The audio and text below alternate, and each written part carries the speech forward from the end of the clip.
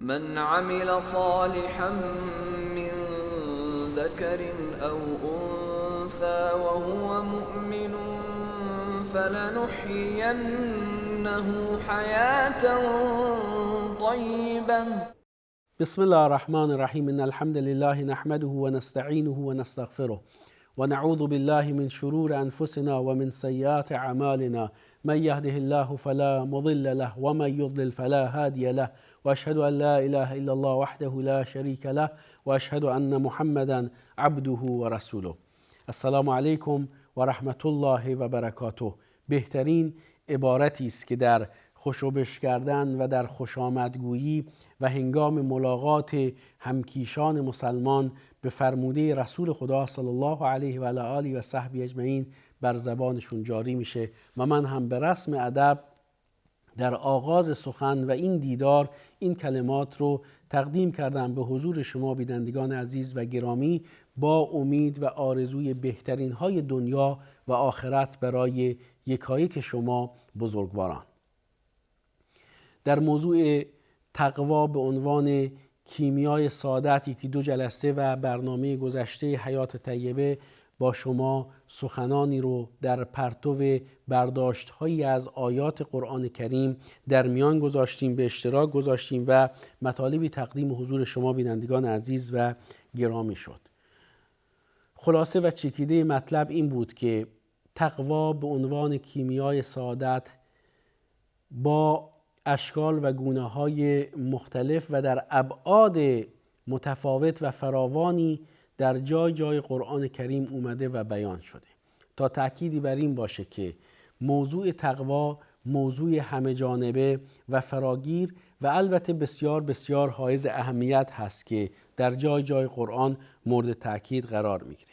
از جمله در آیه 180 سوره مبارکه بقره که الله سبحانه و تعالی می‌فرماید کتب علیکم اذا حضر احدکم الموت ان ترک خیرا الوصیة للوالدین والاقربین بالمعروف حقا علی المتقین. برای شما این مقرر شده یا بر شما که وقتی مرگ یکی از شما فرا رسید و از خودش مالی رو بر جای میگذاره برای والدین و نزدیکان خودش به خوبی وصیت کنه. گرچه تفصیل این اگر نگیم این آیه منسوخ شده بلکه شرح و تفصیل اون با نزول آیات ارث و میراث بیان شده. حقا علی المتقین. شاهد موضوع اینه که این یک موضوع حقیقی، حقوقی، راستین و فرمان حق الهی است برای متقین. و در موضوع تقوا همه ابعاد زندگی ما انسان‌ها رو در بر میگیره.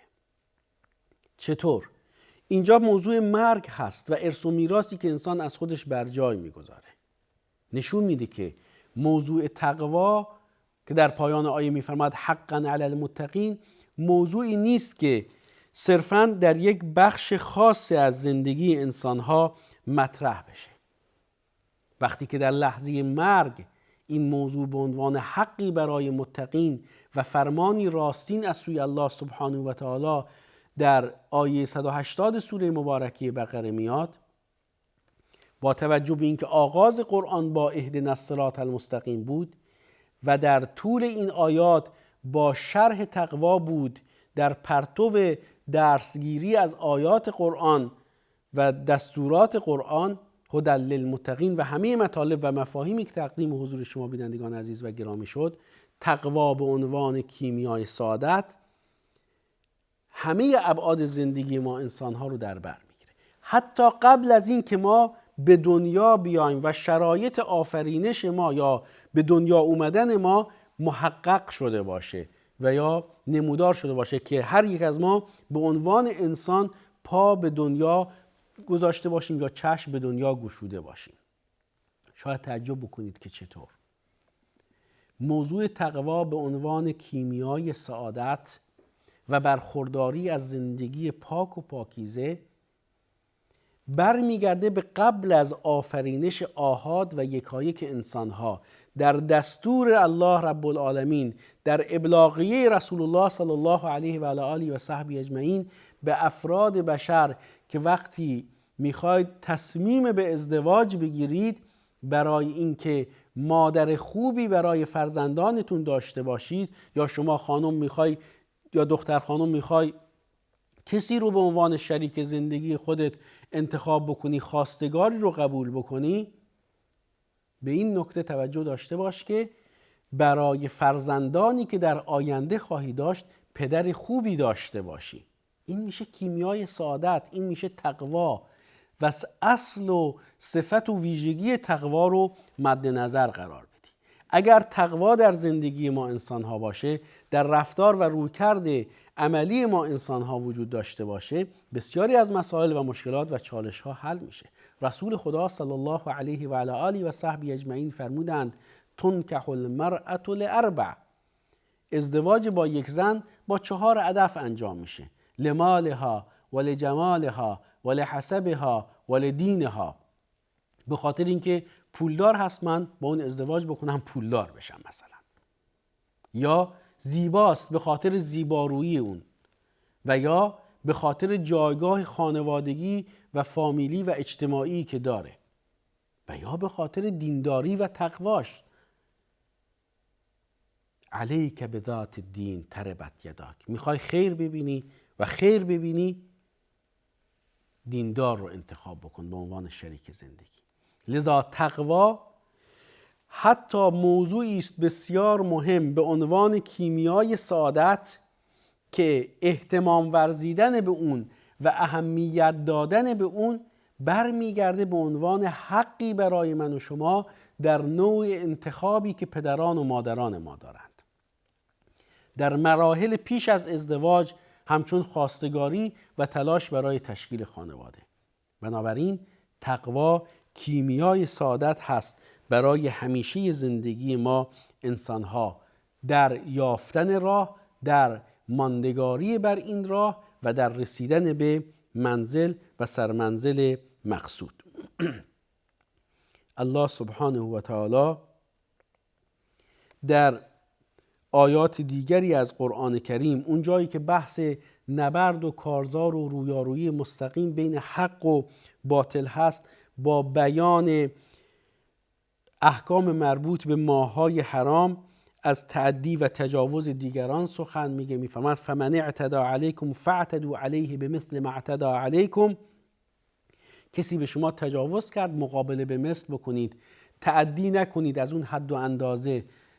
و این رو تقوا معرفی میکنه. واتقوا الله، تقوای الهی پیشه کنید. واعلموا ان الله مع المتقین. لذا تقوا در صلح و جنگ، در هنگام خصومت و دعوا، در چالش ها و اختلافات و تفرقه ها و بگومگوها و نزاعها و کشمکش هایی که در زندگی ما انسان ها شکل میگیره، جزو مسائل اساسی و مهم هست که رعایت و پاسداشت اون به ما کمک میکنه که این چالش ها رو به خوبی پشت سر بگذاریم. اما از محدوده تقوا که خارج بشیم، اونجاست که دیگه نتیجه و یا پیامد دوری از تقوا بسیار وخیم و ناگوار خواهد بود. واتقوا الله دستور میده که در هر شرایطی تقوای الهی پیشه کنید. سبحان الله. وقتی که میگیم تقوا کیمیای سعادت هست، برای اینکه دین ما کامل هست و الله سبحانه و تعالی برای ما حد و حدود مشخصی بیان فرموده، حتی در نحوه تعامل با دشمن. ولا یجرمنکم شنآن قوم علی الا تعدلوا اعدلوا هو اقرب للتقوی. دشمنی هیچ قومی، این که فلان گروه و فلان شخص دشمن شما هستند و در بینتون عداوت و دشمنی وجود داره، شما رو بر اون نداره که از حد بگذرید و تعدی و تجاوز بکنید. نه، حد و حدود رو رعایت بکنید، عدالت رو رعایت بکنید. اعدلوا، عدالت بورزید. هو اقرب للتقوی، که به تقوا نزدیکتر هست. تقوایی که الله سبحانه و تعالی میفرماد واعلموا ان الله مع المتقین، بدونید که الله سبحانه و تعالی با پرهیزگاران هست. جالب اینه که در ادامه میفرماد و انفقوا فی سبیل الله ولا تلقوا بایدیکم الی التهلکه. در راه الله انفاق بکنید و خودتون رو به دست خودتون به هلاکت نیندازید. یعنی رستگاری ما، سعادت ما، نجات ما، پیروزی ما، موفقیت ما، انسانیت ما، مسلمان بودن ما، مؤمن بودن ما، خوب بودن ما، پرهیز ما از بدیها در اینه که ما اهل تقوا باشیم و این مفاهیم به هم پیوسته و منسجم هست و جدای از یکدیگر نیست. و انفقوا فی سبیل الله ولا تلقوا بایدیکم الی التهلکه. بر این اساس تأکید میکنم بر این که تقوا یعنی رعایت و پاسداشت قوانین الهی در همه ابعاد زندگی. شاید این سوال پیش بیاد که ما سراغ داریم آقایی که ظاهراً اهل تقواست، در رابطه با دین و دینداری خوشنام هست، همچنین خانمی با هم ازدواج کردند، تشکیل خانواده دادند، علیک به ذات دین تربت یداک، ولی زندگی اونها به شکست انجامیده، ناموفق بودند و نهایتاً به طلاق انجامیده. همینجا هم باز اگر به شکست انجامیده، یه جاهایی در فهم تقوا، در شناخت تقوا، در مراجعه به کتاب خدا و سنت رسول الله صلی الله علیه و سلم، در اون جایی که حکم شرعی بهش تعلق گرفته، چه بسا کوتاهی انجام شده. و یه جایی هم شاید واقعا از نظر ذوقی و سلیقه‌ای این تفاهم وجود نداشته. لذا اصل موضوع تقوا به عنوان بنمایه و اساس زندگی سعادتمندانه از جمله در زندگی زناشویی زیر سوال نمیره. به خصوص که ما در آیه 241 سوره مبارکه بقره این مطلب رو میبینیم که تقوا و رعایت اون در هنگام طلاق و جدایی میان زن و شوهر هم حائز اهمیته. در برابر دشمن، حال در رابطه با زن و مردی که با هم به تفاهم نرسیدند و زندگی مشترکشون خانواده‌ای تشکیل دادند، به شکست و فروپاشی انجامیده و طلاقی اتفاق افتاده، ولا تنسوا الفضل بینکم، فضلی رو، خوبی رو در بین شما بوده، اینها رو فراموش نکنید. شما از خصوصی ترین حالات و وضعیت های یکدیگر با خبر هستید. کتمان بکنید، پرده دری نکنید، بی‌تقوایی نکنید. مردی که از زنش جدا شده یا زنی که از مردش جدا شده آبروش رو نبره. رازدار یکدیگر باشید. حال درسته که زن و شوهر شرعی یکدیگر نیستید، اما در چارچوب اسلام ارتباط دینی، ایمانی، انسانی و اخلاقی شما همچنان وجود داره که اخلاقاً و شرعاً باید حق و حقوق یکدیگر رو رعایت بکنید.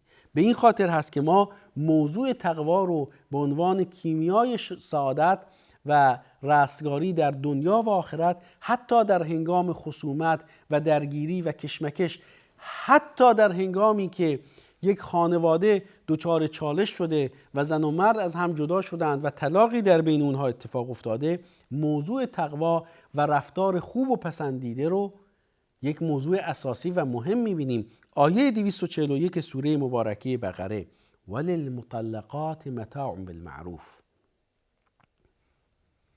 زنانی که طلاق داده شدند باید اونطوری که در دیگر آیات توضیح داده میشه که در حد توان مرد از برخی از امکانات برخوردار بشن، علی الموسع قدر و علی المقتر قدر، و هر کس در حد توان خودش. متاع بالمعروف حقا علی المتقین. این که میفهمد حقا علی المتقین بسیار بسیار مهم و حائز اهمیت است. از حقانیت، درستی، بی‌عیب و نقص بودن و بجا بودن این حکم خبر میده که تحقق اون، انجام اون برای اهل تقوا بسیار بسیار حائز اهمیته. به عبارت دیگر، به حداقل رساندن این خصومت ها، به حداقل رساندن این چالش ها، به حداقل رساندن این مشکلات که جزو واقعیت های زندگی ما انسان هاست، ممکن و میسر نیست جز در سایه تقوا و پرهیزگاری. تقوا خردمندی است، آگاهی است، دینداری است، اطاعت از الله سبحانه و تعالی است. چرا؟ دلیلش آیه بعدی هست که الله سبحانه و تعالی می‌فرماید كذلك يبين الله لكم آیاته لعلكم تعقلون. این چنین الله آیاتش رو برای شما بیان میکنه لعلکم تعقلون، باشد که شما بیاندیشید و عقل خودتون رو به کار بیاندازید. تقوا به عنوان کیمیای سعادت خردمندی است، چون درش ایمان هست، باورمندی است، عمل هست، توجه و انابت به سوی الله سبحانه و تعالی هست. نگاهش به دنیا، نگاهش به زندگی، نگاهش به زمین، نگاهش به آسمان، نگاهش به ستارگان، نگاهش به هر آنچه که میبینه نگاه خردمندانه توأم با ایمان، تقوا و پرهیزگاری و ترس از الله سبحانه و تعالی است. ان فی خلق السماوات والارض واختلاف اللیل والنهار لآیات لأولی الالباب. لآیات لأولی الالباب، در آیات متعددی میاد لعلکم تعقلون، لعلکم تتقون، لآیات لأولی الالباب.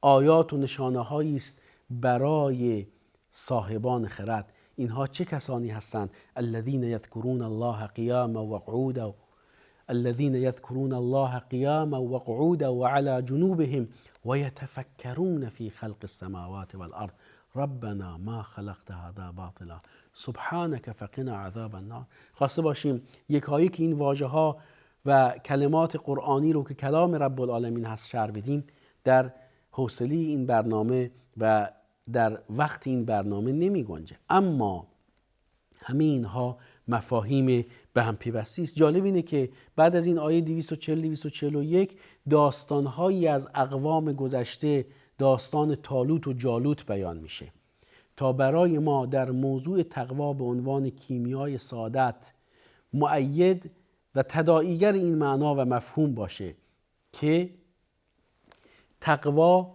موضوعی است که نقش اکسیر سعادت رو در زندگی ما انسان ها داره. و اگر ما بخوایم به عنوان نه یک نگاه متوهمانه بلکه در یک نگاه واقع بینانه و حق طلبانه به زندگی، به تاریخ، به قرآن، به دین، به سنت، به زندگی، به خودمون و زندگی خودمون نگاه بکنیم،